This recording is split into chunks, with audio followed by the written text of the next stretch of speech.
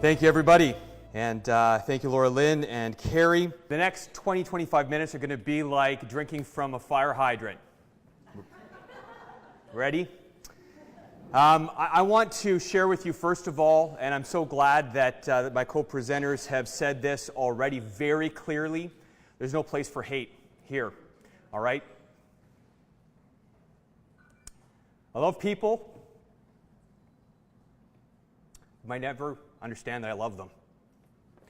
This is exceptionally important to me. And I will not be allied with people that hate. All right? But what we do need to do is we want to have a clear idea of the evidence that is the backdrop towards all the different things that are being worked into our school system, and to be able to have an evidence-based approach to what we are dealing with in our school systems. All right, so a couple first things to start. Every child is worthy of respect and value, no matter of their identity or behavior. All right. Schools, secondly, are actively making moral judgments which undermine parental authority and truth claims that clash with the best study data on sex and gender. And so you need to be armed with the truth. And what I want to do over the next little bit is give you a very quick overview of some of the best data that we have on issues surrounding same-sex behavior and identity, as well as transgender, which is an area of a lot of research for myself, so that you're armed with the truth, and so that you understand, even if you can't cite statistics and studies, that your intuitions that what the school is doing is wrong is right. All right? So first of all, same-sex behavior and identity is associated with a number of things in adolescence, and a lot of what I'm going to share is recognized by all the lead researchers on the subject. All right. First of all, there is much higher suicidality associated with same-sex behavior and identity. Zhao, 2010, a Canadian researcher. King, 2008. Usually 2 to 3 times as high suicidality. Interestingly, perhaps, same-sex behavior and identity is associated with much elevated teen pregnancy. Now, if you've never heard that before, that may seem completely off the wall, but it is absolutely the case, and what it shows is that there's a tremendous amount of sexual fluidity amongst kids and really just a lot of experimentation. Childhood sexual trauma is associated with future same-sex behavior in Wilson, 2010. And none of these researchers are Christian researchers, okay? This is just regular peer-reviewed medical journal literature. It's associated with number of sexual partners amongst adolescents, Garofalo, 1998. With early onset of sexual behavior, again, Garofalo, 1998. With drug use, same, and criminality, says Beaver in 2016. Now, the interesting thing is that most informed people, including educators, will recognize many of the associated risks associated with same-sex behavior and same-sex identity.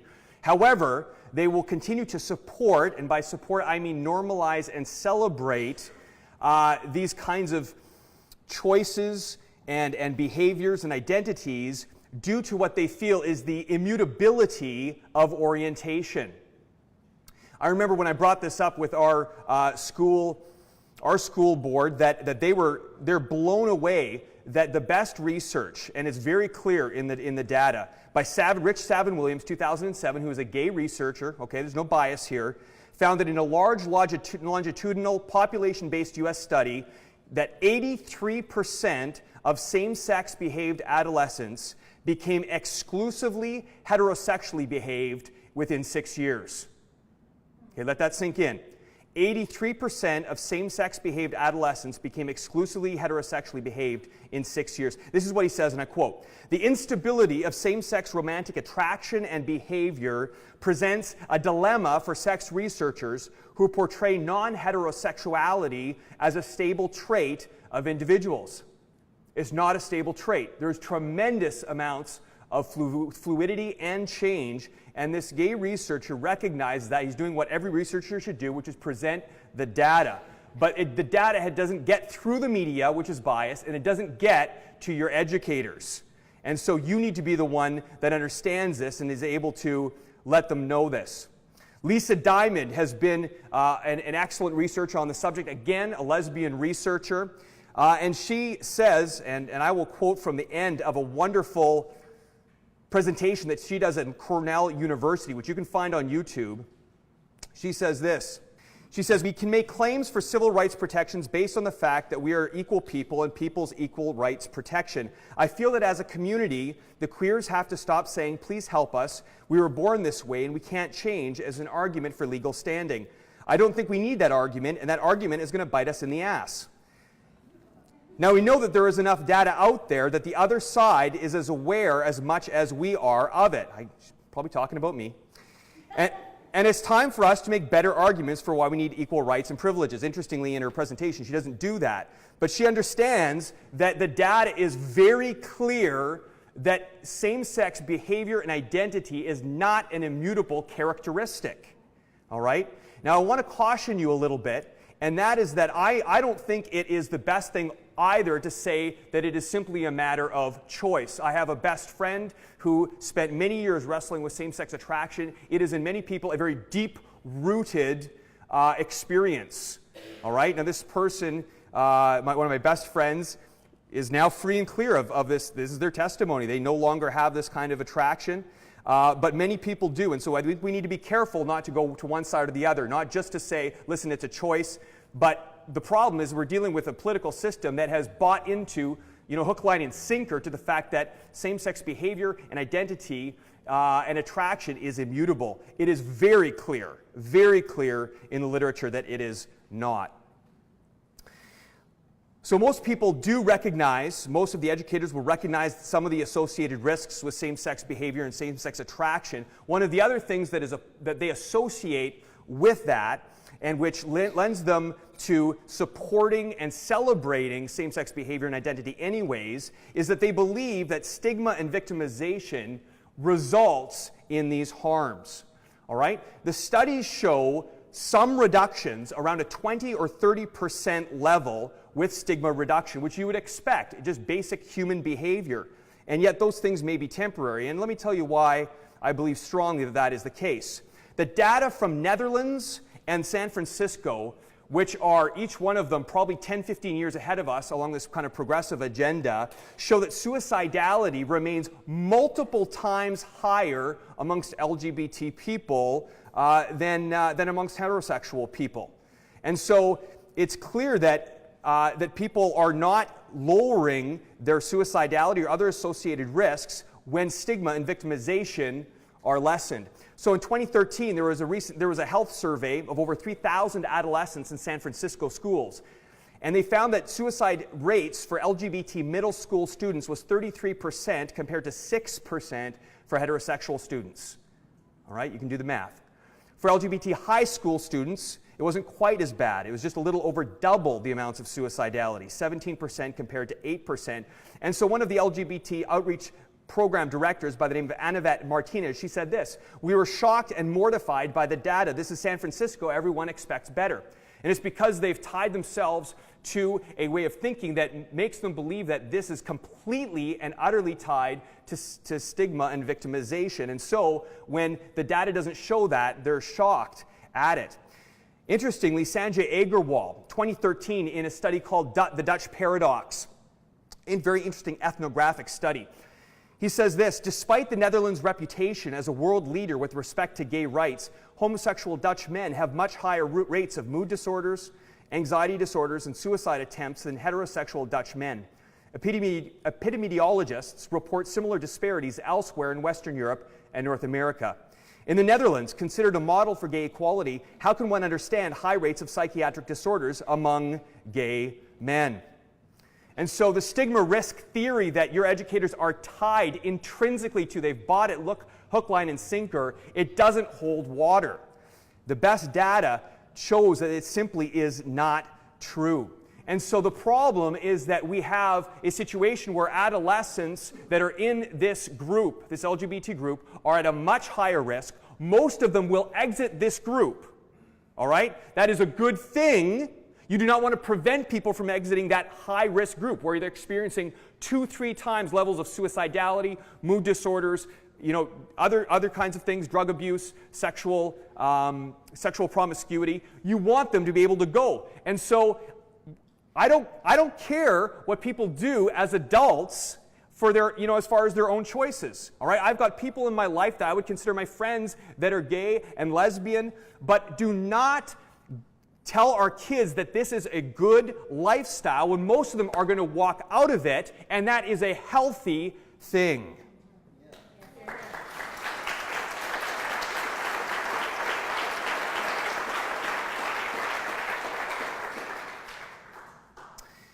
I want to talk about transgender concerns, which is something that is coming up. Many people have said this has really taken us by surprise how fast transgender concerns have come upon us. Right now, you need to understand that there is tremendous and even exponential rise in gender identity disorder amongst children and adolescents. Gender identity clinics around the world report exponential increases, and especially in girls. This is very interesting. In the UK, the Gender Identity Development Service said that 969 under 18s have been referred in the UK in 2015 to 2016 when they had stats. This compares to just 94 in 2009 to 2010. All right, so that means in the course of 6 years, the numbers went up tenfold. Tenfold. All right, this is an enormous thing that is taking our world by storm, and it's heading to your school if it's not already there. The interesting thing, though, is that the ratio of girls and boys that are gender dysphoric has skewed significantly. And so Tavistock and Portman in 2016 says this. Now, this is a gender identity clinic that's saying this, okay? This isn't a biased source, all right? It says, it could be argued that we live in a society where there is a disproportionate emphasis on physical appearance and huge pressure to attain an ideal body type. In this context, it may be disproportionately young women who hate their bodies if they feel they cannot attain these ideals and who wish to act on their bodies in some way, for example, through restrictive dieting and body modification. That is an astounding admission by a gender identity clinic, saying essentially that societal attitudes are leading to kids presenting with gender dysphoria.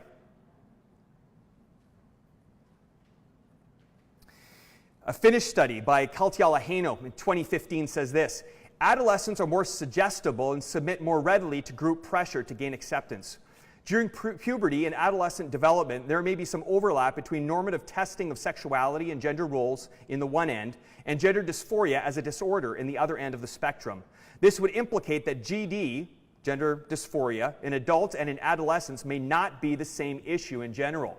So you've got lead researchers that are saying, listen, we need to put some caution on what's going on in our world right now. These kids, they don't understand where they're going as a sexual being. And yet our world is not heeding what the sex researchers are largely saying. Of course, there are some sex researchers that are saying the opposite, full speed ahead, but so many sex researchers are saying, no, this is not right. Most people are not aware, or at least not aware of the degree to which gender dysphoria persists in adolescence. All right? Steensma in 2011, in a study called Desisting and Persisting, says this: although the persistent rates differed between the various studies, 2% to 27%, the results, listen to this, the results unequivocally showed that the gender dysphoria remitted after puberty in the vast majority of children. All right, kids they're figuring out who they are in adolescence. If you've been an adolescent, you know that. Somehow our world has gotten so intelligent, they've become foolish and have forgotten the most obvious facts of developmental behavior. One of the best studies on transgender issues, but especially on dysphoria and desistance and persistence, is by a Canadian doctor by the name of Davida Singh, 2012. I actually made it all the way through her doctoral dissertation. It was really good stuff. She says this about her study: of the 88 participants who were natal males, so biologically male, who met the full diagnostic criteria for gender identity disorder in childhood, 12 of them, that is 13.6%, 13% were gender dysphoric at follow-up. And the remaining 86.4% were no longer gender dysphoric. All right? Now that is a particularly important study because it shows that people, even with the full GID diagnosis, those who meet the absolute diagnosis, all right, they remit at this exceptionally large level, 86.4%. Now, interestingly, the majority of those who desist have same-sex attraction. Sometimes this is overblown a little bit by people, but it's usually about 50 to 80%. And so what you need to know is that you have, on this issue of transgender concerns, that you have significant allies amongst the LGBT community. Now you might be thinking, well, Paul, people aren't going to be too pleased with you if they're in the LGBT community after hearing what you just said. Well, that may be. Nonetheless, I have many allies in the LGBT community that are willing to work with me, willing to overlook differences, because they believe that the transgender movement represents gay eugenics. Okay? That it is turning gays into straight via surgery and hormone therapy. All right? They believe, many gays and lesbians believe that this is the ultimate conversion therapy. Okay? You need to understand this, that you have allies all over the place, and the LGBT quote-unquote community is not a uniform group. Okay? Lastly, we need to really consider whether what's going on in our world right now and where things are going with the transgender debate is child abuse. Okay, you need to understand that the stakes are exceptionally high. When a parent says, listen, my child identifies as a girl instead of a boy, and so I want you to treat them this way, and we're going to read stories in grade 4 that makes everybody agree with this and use the right pronouns. You need to understand that the stakes for your children and for that child are exceptionally high. Transgender means, in many cases, lifelong hormone treatment. It means frequent surgeries, including the removal of healthy, functioning body parts. It means sterilization in most cases. Okay? It means you do not get to have children. It means ugly things like breast binding and drug therapy like Lupron to stop puberty. And the data, I believe, is not in on Lupron. I believe that there are tremendous problems that are cropping up with this drug. All right? So I want to talk a little bit not only about transition in people that desist at adolescence, but also change after transition. There are people in this room, I know of at least one, of a person that has detransitioned from being, thinking they're a boy instead of a girl. And although the reported regrets are rare in the studies, okay, I'm just telling you the stats. I'm telling you the studies. I don't sugarcoat anything. I'm not going to bias anything, okay? They are rare. Regret is rare in the studies. Yet, patient follow-up is statistically exceptionally poor. Okay? De Kuiper, Belgian author, 2006, if you want some data on that. And detransitioners are now cropping up in significant numbers. A recent internet survey in 2016 collected data from 200 detransitioned women. This is just a quick 1-month study. Who are we going to find in our networks? Of these, 100 had medically detransitioned.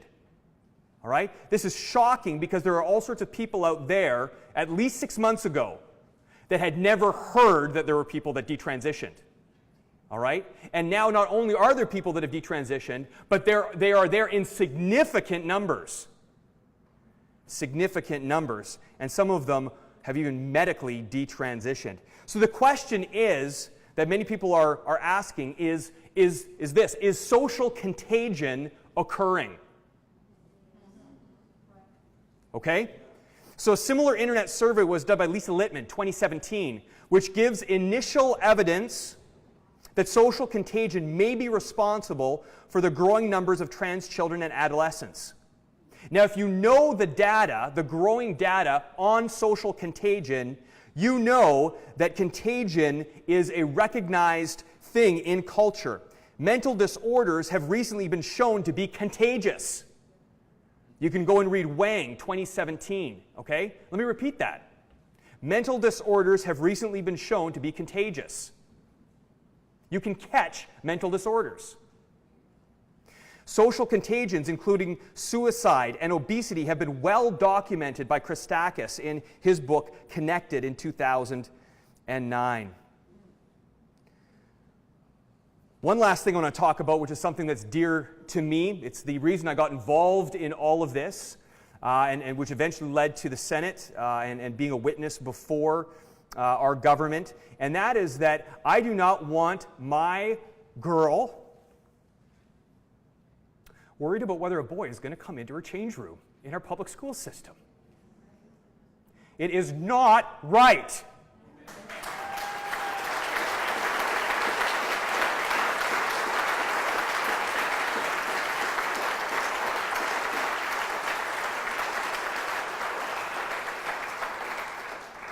And I have transgender allies that believe the same thing. All right? Very soon, maybe this coming school year, your daughters will no longer have the right to say no to changing with a trans-identified male who has male genitalia, all right, in their change room or being in the same bathroom. And the question, the million-dollar question that you need to, if there's one thing you write down, here it is, okay? You need to go to your school boards and to your educators, and you need to ask this question: why do we have separate facilities in the first place? Because the answer comes down to biology.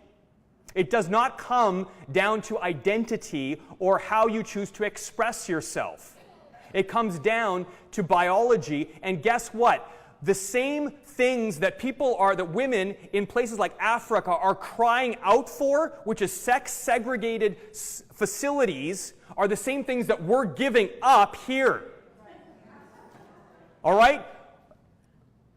We are, as Canadians, we are exporting, we are helping girls in the third world country to get sex-segregated spaces where they're free from males coming in or voyeurism and these kinds of things. And yet we will not protect the same thing here. It's absurd. It's absurd and it's illogical, and we need to stand up and say enough.